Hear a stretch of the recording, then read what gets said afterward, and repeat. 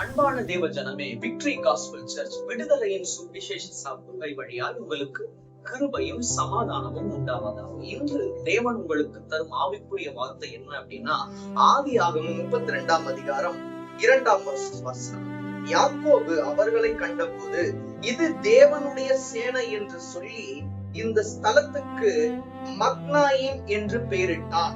அப்போ யாக்கோபு யார பாக்குறான் அப்படின்னா, நீங்க ஒண்ணு வாசிச்சீங்கன்னா உங்களுக்கு புரியும். யாக்கோபு பிரயாணம் பண்ணுகையில் தேவ தூதர்கள் அவனை சந்தித்தார்கள். சில நேரங்கள்ல இந்த ஒரு ஆவியானவருக்குள்ள நீங்க அவருடைய இணைப்புல இருந்தீங்க அப்படின்னா, நீங்க எங்க பிரயாணப்பட்டு போனாலும் தேவ தூதர்கள் என்ன பண்ணுவாங்க, உங்களுக்கு பாதுகாப்பாக இருப்பாங்க.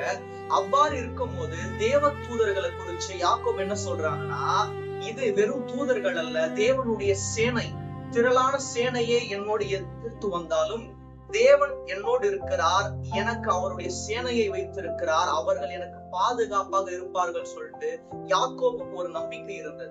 இப்ப அந்த மக்னாஹீம் அப்படின்றதுக்கான ஆவிக்குரிய அர்த்தம் என்ன அப்படின்னா, 2 படைகள், தேவனுடைய பாதுகாப்பு, பரலோகம் பூலோகத்துக்கான இணைப்பு. அப்ப 3 விஷயங்கள் நல்ல ஞாபகம் வச்சுக்கோங்க. மக்னாயிம் அப்படின்னா 2 படைகள், அதாவது உலக படை, தேவனுடைய படை, இல்லைன்னா தேவனுடைய சேனை. தேவனுடைய சேனை நம்மோடு இருக்கும் போது நம்ம எதன் கண்டு கலங்க வேண்டிய அவசியமே இல்லை.